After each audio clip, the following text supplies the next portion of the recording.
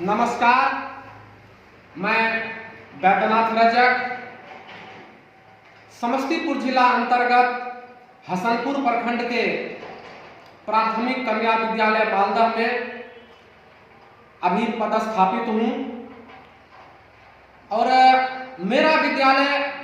हसनपुर प्रखंड में ही अवस्थित है और हसनपुर चीनी मिल के लिए प्रसिद्ध है। यह एक गौरव का विषय है कि हम उस प्रखंड में हैं जहां चीनी मिल है। और जहां तक विद्यालय की बात है तो अभी तो कोरोना काल चल रहा है। कोरोना को लेकर के बच्चों का पठन पाठन बंद है, लेकिन जब भी शैक्षिक क्रियाशीलन चलता रहता है, यानी विद्यालय बच्चों के लिए भी खुले रहते हैं, तो मेरे विद्यालय में कम से कम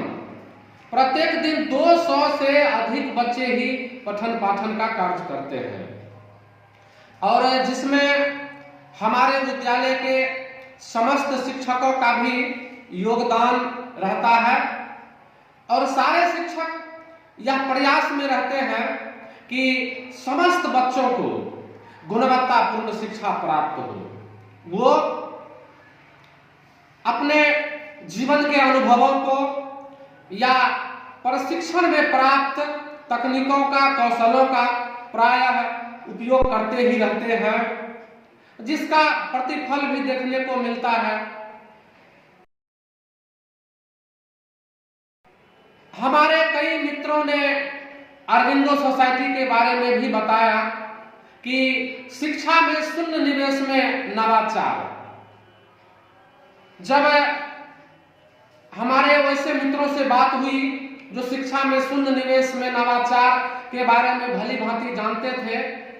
और उनसे सीखी गई तकनीकों को वो अपने विद्यालय में भी लाए थे, तो उनसे जब हमारी बात हुई तो उन्होंने बताया कि यह एक अच्छा कार्यक्रम है और अगर हम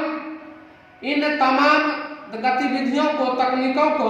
अपने बच्चों के बीच ले जाते हैं तो कम खर्च में हम बेहतर से बेहतर प्रतिफल पा सकते हैं। और संजोग देखिए कि ये सारी बातें तो मोबाइल पर ही हुई थी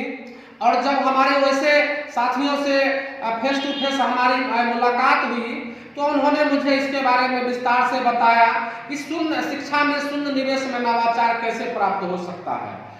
और मैं उनकी इन तमाम तकनीकों को सुन करके, बातों को सुन करके काफी प्रभावित हुआ और मैंने अपने विद्यालय में भी इसके पहले भी लागू किया है। जब मैं पहली कक्षा में बच्चों को फूल के बारे में सिखा रहा था, फूल के नामों के बारे में बता रहा था, तो क्या होता था कि बच्चे याद नहीं रख पाते थे और मैंने एक नवाचार किया कि जो भी बच्चे, ये मैंने नवाचार 1 और 2 दोनों में किया था, तो जो भी बच्चे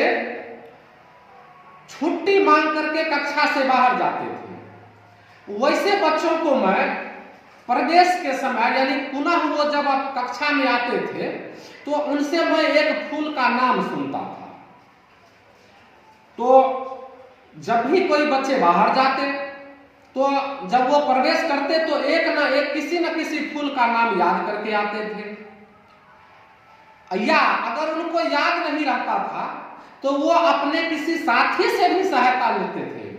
कि हम अब कक्षा में प्रवेश करेंगे, हमें एक फूल का नाम चाहिए। इस पर कोई ये नहीं था कि बताना ही है, लेकिन बच्चों को मैंने कहा था कि आप अच्छे बच्चे आप लोग हैं और एक फूल का नाम जरूर हमें बताएं प्रवेश के समय। तो प्रत्येक बच्चे प्रयास करते थे कि सर को एक फूल का नाम हम जरूर बताएं और वो खुशी खुशी बताते थे। तो ये जो एक नवाचार है काफी कारगर साबित हुआ और मैंने देखा कि लगभग 5 से 6 दिनों में ही एक के बच्चे, कक्षा 1 के बच्चे 5 से 6 दिन में ही मतलब कई फूलों के नाम जान गए थे। तो बहुत अच्छा ये नवाचार मुझे लगा और अब फिलहाल अब जब इस नवाचार से संबंधित जो प्रशिक्षण है, JIIEI के जो प्रशिक्षक हैं सुमन सौरभ सर, उनके बारे वो जिस तरीके से इन तमाम चीजों के बारे में उन्होंने बताया है, वाकई काबिले तारीफ है। और उनकी बातें अगर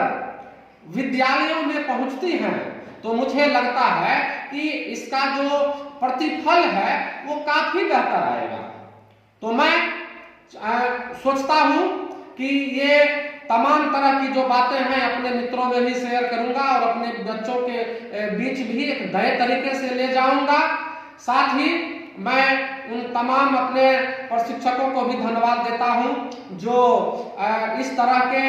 प्रशिक्षणों को संपन्न करा रहे हैं और शिक्षकों को लाभ पहुंचा रहे हैं। धन्यवाद।